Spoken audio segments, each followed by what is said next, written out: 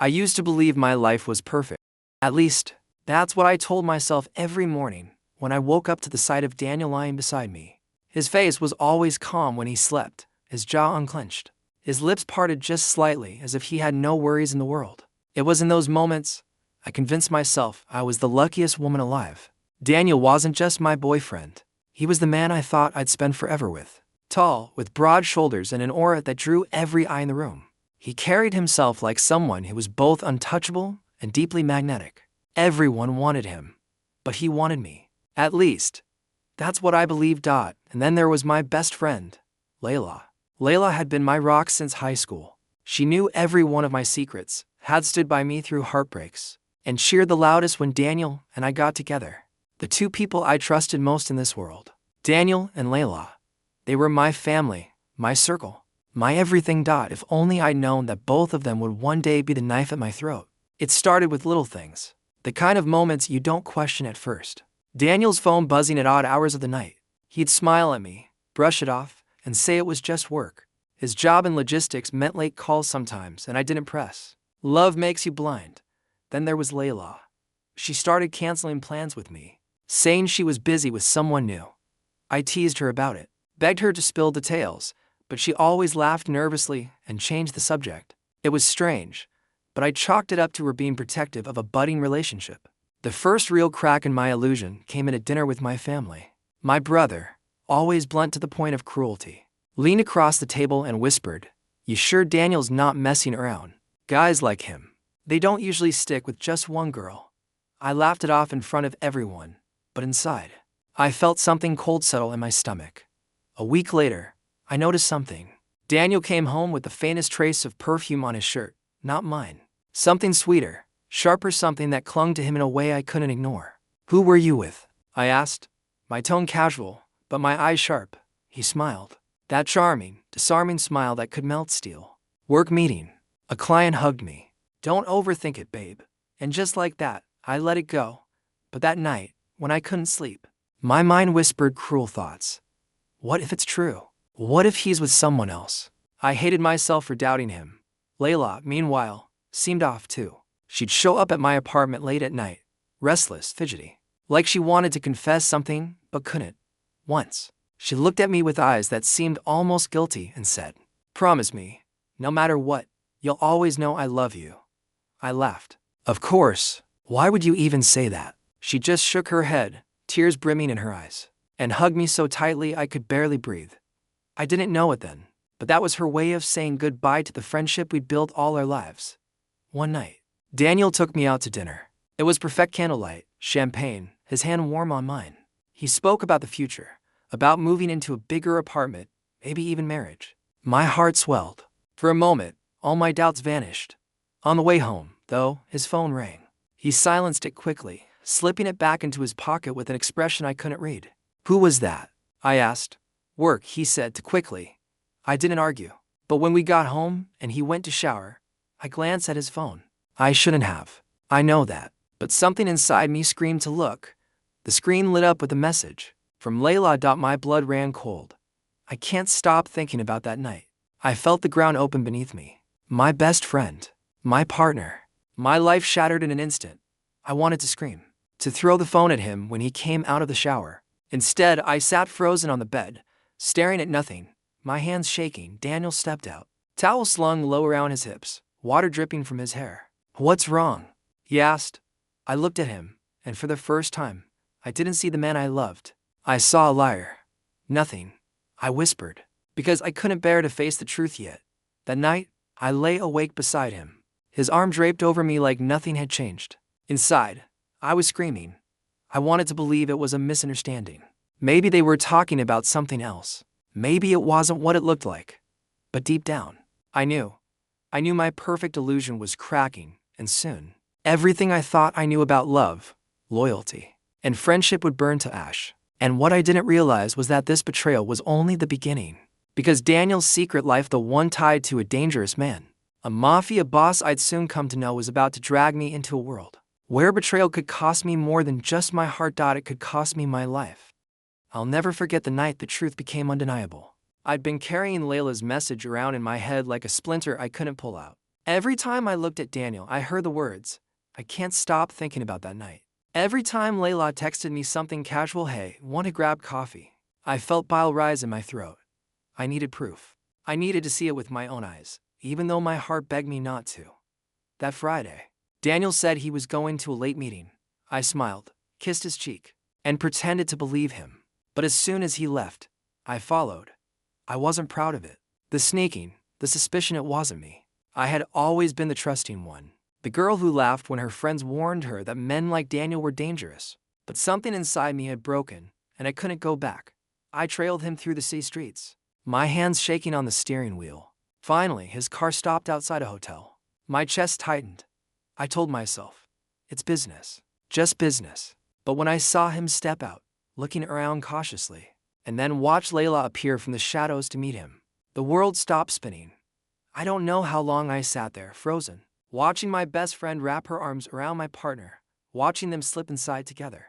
I couldn't breathe. I couldn't move. Every part of me screamed to storm in there, to drag them out into the street and demand answers. But my body wouldn't obey. Instead, tears blurred my vision as I gripped the wheel and whispered, why? Why would you do this to me? The pain was so sharp it felt like a knife twisting in my chest. Hours passed. I don't remember driving home. I don't remember falling onto the bed, still in my coat, shivering though the apartment was warm. All I remember is the silence, the cruel, deafening silence that told me the people I trusted most were betraying me together. When Daniel came back later that night, smelling faintly of whiskey and perfume, I pretended to be asleep. He slid into bed beside me, his arm curling around me possessively, like he owned me. My heart was breaking, but I lay still, because I wasn't ready for the war I knew was coming. The next morning, Layla showed up at my door. Her eyes were red-rimmed, her hair a mess. She looked at me like she wanted to collapse into my arms and confess everything. I need to talk to you, she whispered. I swallowed the scream rising in my throat. About what? She hesitated, tears welling up, and then she said the words that shattered what little hope I had left. About Daniel. About what happened between us. My knees buckled. I gripped the edge of the counter just to stay upright. Don't, I whispered. Don't you dare say it. Tears spilled down her cheeks. It was a mistake. I swear it. It only happened once. I was drunk. He was drunk. Stop. My voice cracked like glass. Stop lying to me. That was when Daniel walked in, his timing cruelly perfect. He froze at the sight of us, his expression unreadable, then tried to cover it with a smile. What's going on? He asked, his voice smooth, like he wasn't standing in the middle of the fire he'd set. I turned on him, rage burning through my veins. How could you? For the first time since I'd known him, he looked caught off guard. He glanced at Layla, then back at me. Baby, it's not what you think. Don't call me that. My voice was raw, torn from my throat. I saw you. I saw you both at the hotel. Silence. The kind that stretched and suffocated. Then Layla broke, sobbing uncontrollably. I'm sorry, I didn't mean for it to happen, I swear. Daniel's jaw tightened. His usual charm was gone, replaced by something darker, colder. It meant nothing, he said flatly. It was a mistake. You're overreacting. I laughed, then a hollow, broken sound. Overreacting? You slept with my best friend, and you dare to tell me I'm overreacting. Daniel stepped closer, his presence overwhelming. He had that dangerous aura, the kind that reminded me why people always said he was more than just a businessman. There was power in his stance, a predator's calm. Listen to me, he said, his voice low. You're the one I love. What happened with her doesn't matter. I recoiled, tears streaming down my face. It matters to me. It matters to everything we ever built. That was the night I realized something terrifying. Daniel wasn't just a cheater. He was a man who believed he could control me, bend me to his will with nothing more than his presence. And Layla, my Layla, looked at me with pleading eyes, as if begging me to forgive her. But all I saw was betrayal. My world was crumbling, and deep down, I sensed this was only the surface of something much darker. Because in Daniel's eyes, behind the guilt and frustration, there was a shadow, a secret he was hiding. And that secret, I would soon discover, was tied to a man whose name made even Daniel tremble, a Mafia boss who didn't forgive betrayal, and who had already marked me without my knowing. After that night, nothing felt real anymore. I went through the motions, waking up, going to work, pretending to smile when people asked about Daniel, but inside, I was unraveling. My best friend had betrayed me. My partner had shattered me. And yet, for reasons I hated myself for, I couldn't cut either of them out completely. It was like being trapped in a burning building. I could see the flames, feel the heat, but I couldn't make myself run for the door. Daniel. Of course, acted like nothing had happened. He showed up at my apartment with flowers, gifts, promises. He begged me to let it go, to start fresh. Every time, I pushed him away. But his persistence scared me. It wasn't normal begging. It was commanding. When Daniel said he loved me, it wasn't just affection, it was possession. Like I was something he refused to lose, no matter the cost. And then there were the whispers. I catch fragments of conversations when he thought I wasn't listening. Mentions of shipments, debts, men with dangerous reputations. I told myself it was just business, but deep down, I knew better. One night, after a week of silence, Layla showed up again. Her eyes darted around like she was being watched, and when she finally spoke, her words chilled me to the bone. You don't understand. It wasn't just about Daniel. I didn't have a choice. My hands clenched into fist. What are you talking about? No one forced you into his bed, Layla. Her lips trembled. You think I wanted this? You think I would ever do that to you unless I had to? I stared at her, my anger colliding with confusion. Had to? Explain. She glanced at the door, then lowered her voice to a whisper. They threatened me. He threatened me. Who? I demanded. Her eyes filled with terror. Adrian Moretti.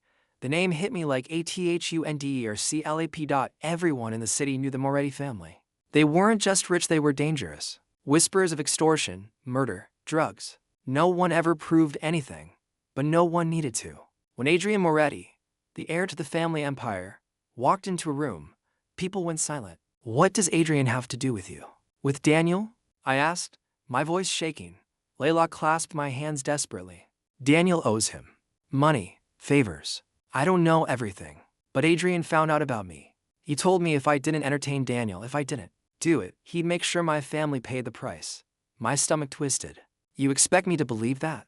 I don't care if you believe me, she whispered, tears streaking her face. But Adrian is watching all of us. And if you think Daniel's betrayal is the worst part, she broke off, choking on her sobs. You don't know what's coming. That night, I couldn't sleep. Layla's words spun in my mind, mixing with the memory of Daniel's cold eyes. If she was telling the truth, then this wasn't just betrayal, it was a trap. A web of lies and debts that had dragged me in without my consent. And then I got the message. A simple text from an unknown number. We need to talk. Midnight, Club Vero. Come alone. At first, I thought it was Daniel.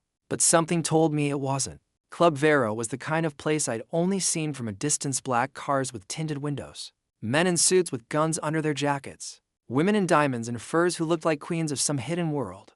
When I walked in, the bass thumped through my chest, but the atmosphere wasn't carefree.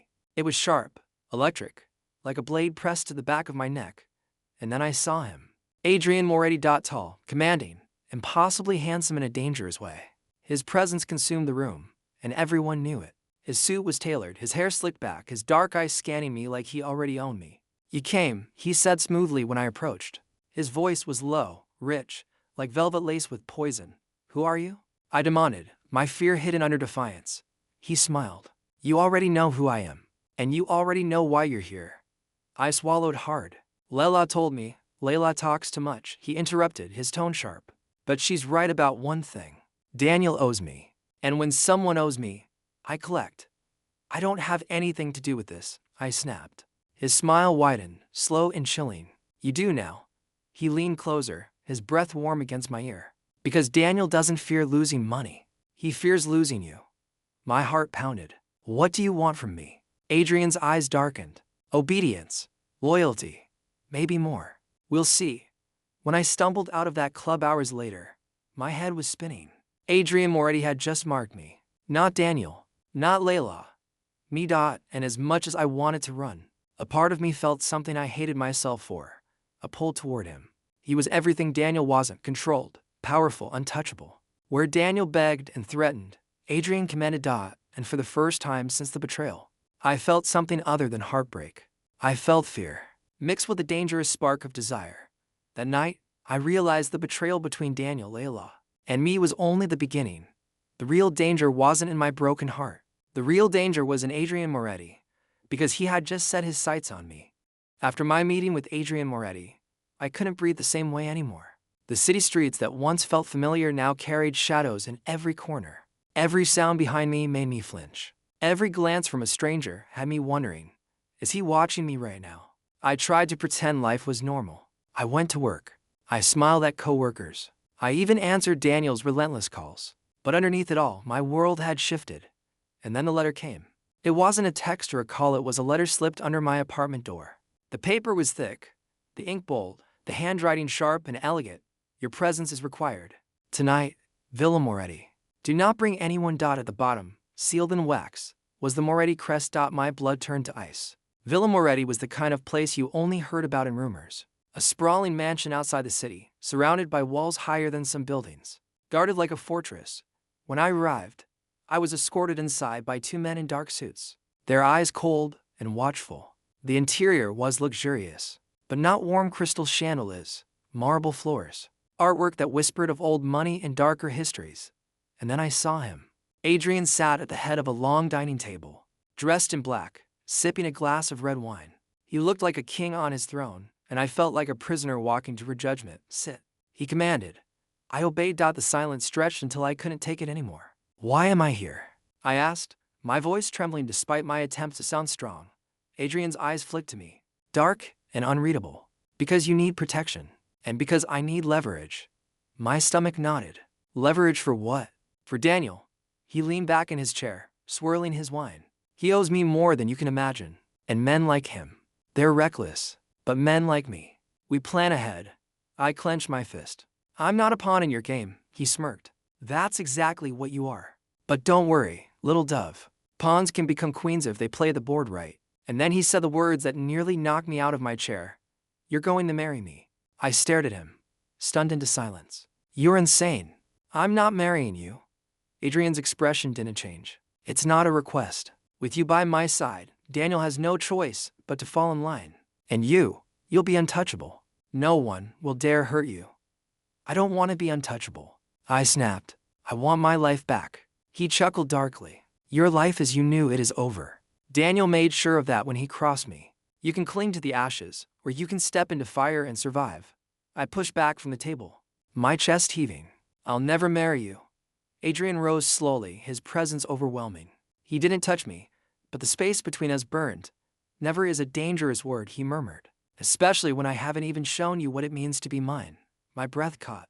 I hated the way his words made my skin tingle. I hated that part of me was drawn to the darkness in him. I turned and stormed out. But his voice followed me, low and commanding. Think carefully. The wedding will happen with or without your consent. And when it does, you'll understand that resisting me is the real mistake. Back at my apartment, I collapsed against the door, shaking. Daniel showed up within minutes, like he had been waiting for me. His face was pale, his eyes frantic. You went to see him, didn't you? He demanded. I looked up at him, my heart breaking all over again. What have you done, Daniel? What did you get us into? He raked his hands through his hair, cursing under his breath. I didn't want this. I thought I could handle it. I thought I could keep you out of it. Keep me out of it. I snapped. You dragged me into it. He wants me to marry him, Daniel. Marry him. Daniel's face went red with fury. Over my dead body, for the first time, I saw the fire in him, not as love, but as obsession. He wasn't just jealous, he was dangerous too. I'll fix this, he growled. You're mine, not his. I don't care what he thinks. But even as he said it, I knew the truth. Daniel wasn't powerful enough to stand against Adrian Moretti. No one was. That night, I lay awake, torn in two. On one side was Daniel, my love, my betrayer, the man I had once believed in. On the other was Adrian, cold, commanding, terrifying, yet offering me a strange kind of safety, even as he threatened to own me. I hated both of them. I needed both of them, and I knew that whatever choice I made, it would destroy me. I thought I knew betrayal. I thought I had already felt the sharpest blade in the world the night I discovered Daniel and Layla. But I was wrong. That was just the surface. The real betrayal was buried deeper, like a dagger hidden until the moment it would hurt most. After Adrian's threat of marriage, I couldn't keep pretending life was normal. Every corner of my apartment felt like it had ears. Every text from Layla felt like a warning in disguise, and every time Daniel touched me, I wanted to scream. I couldn't trust anyone. And yet, I needed answers. So I called Layla. She showed up at my place in tears again, as though sorrow was her new skin. But this time, I didn't comfort her. This time, I was cold. Tell me the truth, I said flatly. All of it. No more half stories. Why did Adrian send me to him? Why did you betray me with Daniel? Her hands trembled. I told you Adrian forced me. He said if I didn't, I slammed my hand on the table. No more lies. Layla. She flinched. Then, slowly, the mask slipped, and the look she gave me wasn't guilt. It was something darker. You really don't get it, do you? She whispered. You think Adrian just noticed you because of Daniel's debts. You think I slept with Daniel by accident. God, you're so naive. My heart stopped. What are you saying? She smiled bitterly, a tear rolling down her cheek. I've been working with Adrian for months. I was supposed to get close to Daniel. I was supposed to find out what he was hiding. Sleeping with him. That was leverage. My stomach dropped. Leverage for what? Her eyes gleamed. For you? I felt the room tilt around me. Me. Layla nodded slowly. Adrian didn't just want Daniel. He wanted you. He's wanted you from the beginning. I was supposed to soften the ground, break you two apart, make you vulnerable. And it worked. Tears stung my eyes, but they weren't from sadness, they were from rage. You did this to me. After everything we've been through. After every secret I told you. Every night we stayed up talking about our dreams. Her face twisted with something like regret, but her words were merciless. I didn't have a choice. He owns me too. He owns all of us. Before I could respond, the door burst open. Daniel stormed in, his face pale, his eyes bloodshot. Don't believe her, he barked, pointing at Layla. She's lying. She's trying to turn you against me. Layla laughed bitterly. Oh, Daniel, still pretending you're the victim. Should I tell her? Or will you? My eyes shot between them. Tell me what? Daniel's fist clenched. Don't listen to her. She's in Adrian's pocket. Everything she says. Tell her about the shipments, Layla hissed. Tell her about the guns. Tell her why Adrian really wants her. I froze. Guns. Daniel's jaw tightened. He looked at me, pain in his eyes, but also a stubborn pride. I didn't want you to know. I was trying to get out of it. I made deals with him years ago. Before you, and I got serious. I thought I could handle it. Layla smirked. You thought wrong. The room spun. My best friend had been feeding Adrian information. My partner had been running weapons under the guise of his logistics job. And me? I was the prize in the middle. The piece both sides wanted to claim. Why me? I whispered. Layla and Daniel fell silent. Neither of them would answer. And then my phone buzzed. A single text from that same unknown number. Enough games. Come to the villa. Now. When I looked up, both Daniel and Layla were staring at me with something like fear. You can't go, Daniel growled. If you do, you'll be trapped. You don't have a choice, Layla said softly. You're already his. That night, for the second time, I found myself standing at the gates of Villa Moretti. This time, Adrian didn't greet me at the table. He greeted me in the garden, under strings of glowing lights like some twisted fairy tale. You've been busy, he said smoothly, swirling a glass of scotch in his hand. Running to Daniel, listening to Layla's sob stories. I trust they've given you enough half-truths to keep you awake at night. My hands shook. Why me? Why this? I'm not part of your world. He stepped closer, his gaze locking onto mine. Because you're stronger than they are. Daniel bends, Layla breaks. But you burn. And I like fire. His hand brushed my jaw. And though I wanted to recoil, my body betrayed me with a shiver. You're mine, he whispered. And when the time comes, you'll realize it's not chains I've put on you. It's wings. In that moment, I understood the truth. Layla had betrayed me for survival. Daniel had betrayed me out of weakness. But Adrian wanted to own me completely. And the most terrifying part, somewhere deep inside, I didn't just fear him. I wanted him. By the time I left Villa Moretti that night, my soul felt split in two. Part of me wanted to run far away from all of them. Daniel, Layla, Adrian. The lies, the crimes, the betrayal. To pack a bag and disappear where none of them could find me. But another part of me, the darker part, wasn't finished. I wanted answers. I wanted revenge. I wanted to burn every lie they built and watch them choke on the ashes. And the sickest part, I wanted Adrian. Not Daniel, not anymore. My once beloved, once trusted partner had become a stranger to me. When I looked at Daniel now, I saw weakness wrapped in obsession. But Adrian was danger. Adrian was power. And in the twisted wreckage of my heart, power felt safer than love. Daniel refused to give up. He showed up at my door every day. His eyes wild, his voice begging. Don't do this, he pleaded one night, his hand gripping my arm tightly. Don't let him get inside your head. You're mine. You've always been mine. I yanked my arm free. Yours? You lost the right to call me that the moment you touched Layla. He flinched as though I'd slapped him. I was weak. I made a mistake. No, Daniel. My voice was ice. You made choices. And now you want me to bleed for them. For a moment, rage flashed in his eyes. But then it softened into desperation. I'll fix it. I swear I'll fix everything. Just don't give yourself to him. But even as he said it, I thought of Adrian's voice. The way he had looked at me like I was fire and dared me to burn. I hated him. I wanted him. Both feelings coiled inside me, tangled until I couldn't tell which one was winning. Then came the night of the gala. Adrian had sent me another summons, this time to a glittering event, held in one of the city's oldest hotels. I told myself I was only going because I wanted answers, because I wanted to understand what hold he truly had over Daniel. But deep down, I knew the truth. I wanted to see him again. When I arrived, the ballroom sparkled with chandeliers and silk gowns, men in suits that cost more than I made in a year, and whispers that buzzed like bees. And at the center of it all, Adrian stood like a king holding court. When his eyes found mine, the room disappeared. You came, he said, as though he'd known I would. I'm not here for you, I snapped. He smiled, the kind of smile that could cut glass. Keep telling yourself that. The night blurred in gold and champagne. Adrian's hand on the small of my back as he led me through the crowd, his low voice in my ear, taunting me, tempting me. And then Daniel appeared. He crashed into the gala like a storm, shoving past men in suits, ignoring the glares of Adrian's guards. His eyes were bloodshot, his movements sharp with rage. You think you can take her from me? He shouted across the ballroom. She's mine. The crowd gasped. Adrian didn't even flinch. He merely raised an eyebrow, his hand never leaving my back. Yours? Adrian drawled. She doesn't look like she belongs to you. The tension in the air was thick enough to choke on. Daniel lunged at him, but within seconds, two of Adrian's men had him restrained. I screamed, trying to pull free, but Adrian's grip tightened. Let him go, I cried. Adrian leaned down, his lips brushing my ear. This is what weakness looks like. Desperation, obsession.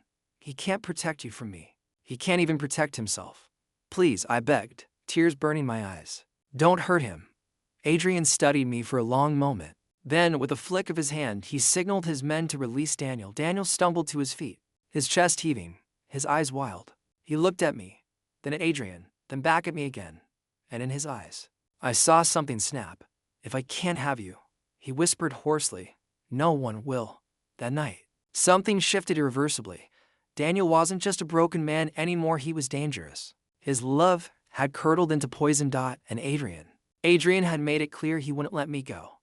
I was caught between two men who wanted to claim me, when all I wanted was to be free. But freedom wasn't an option anymore. Not in their world. Not with their blood on my hands. And as I lay awake that night, one terrifying truth took root in my chest. I wasn't just a victim anymore. I was a player in their game. And maybe, just maybe, I wanted to win. The gala had been the turning point. After Daniel's outburst, there was no going back. Rumors spread across the city like wildfire. People whispered about the love triangle caught in the jaws of the Mafia, about the woman who had both a man's heart and a kingpin's eye. Some called me reckless, some called me cursed, but none of them knew the truth. I hadn't chosen this life. It had chosen me. A week later, the wedding was set. Yes, the wedding. Adrian wasn't bluffing. His world operated on power, on appearances, on possession. And marrying me wasn't about love. It was about control, about bending Daniel to his will. About showing the world that Adrian Moretti could take what he wanted. I told myself I wouldn't let it happen. I told myself I would run before I stood at that altar. But running meant hiding forever. Running meant fear. Running meant letting both Daniel and Adrian write the ending of my story. And I wasn't ready to disappear. Not yet. The night before the wedding, Daniel found me. I don't know how he slipped past Adrian's guards, but suddenly he was there, in my apartment, his eyes wild, his hands trembling as he reached for me. You can't marry him, he said, his voice cracking. Please, you don't understand what he is, what he'll do to you. You belong with me. My chest tightened. Once, his words would have made me melt. Once, I would have believed him. But now they only made me ache. You destroyed us, Daniel, I whispered. You and Layla. You and your secrets. I can't go back. He grabbed my shoulders, desperate. I'll change. I'll do anything. Just don't let him have you. For a moment, my heart wavered. The boy I'd loved, the man I trusted, was still in front of me. Broken, yes. Dangerous, yes. But real. Then I remembered Layla's voice in my head. He offered me money. He said it was just one night. And my love turned to ash again. The wedding day came. The villa was drenched in white roses and candlelight, the air thick with perfume and tension. Guests filled the pews, their whispers echoing through the grand hall. Adrian stood at the altar, a dark prince in a tailored suit, his gaze burning into me as I walked down the aisle. Every step felt like chains tightening around my ankles. I reached the altar, my hands trembling. Adrian's fingers brushed mine, firm, unyielding. His voice was a low growl only I could hear. "Choose wisely, little dove. Once you speak, there's no turning back." The priest began the vows. My lips parted, but no sound came out. That's when chaos erupted. The doors of the hall burst open, and Daniel stormed in, a gun in his hand. Guests screamed, scrambling for cover. Guards drew their weapons, but Adrian raised a hand, stopping them. "Let him speak," Adrian said coolly. Daniel's hand shook, but his eyes were locked on me. "Don't say yes," he begged. "Don't let him take you. I love you. I'll fight for you. I'll die for you." My heart pounded. My throat burned. Both men waited, one with fury, the other with fire. And me? I stood between them, my whole life balanced on a blade dot in that moment. Clarity hit me like a lightning strike. Daniel's love had once been my home, but now it was a prison. Adrian's power terrified me, but it promised survival. And me. I didn't want to be claimed by either of them. I wanted to claim myself. So I did the only thing neither of them expected. I turned to the priest, lifted my chin, and said, "I choose no one." Gasps filled the hall. Adrian's eyes darkened, fury flickering behind his mask. Daniel's face crumpled, torn between heartbreak and rage. Before either could react, I stepped back, ripped the veil from my head, and ran. I don't remember how I got out. I don't remember how I slipped past the guards or through the gates. I only remember the night air in my lungs, the sound of my heart hammering like war drums, and the certainty in my chest. For the first time in months, I wasn't someone's pawn. I wasn't Daniel's victim. I wasn't Adrian's prize. I was free. Of course, freedom in their world comes at a price. I know Adrian won't let me go easily. I know Daniel is still out there, lost in his obsession. I know the war isn't over. But this is my story now. And whether it ends in fire or freedom, it will end on my terms.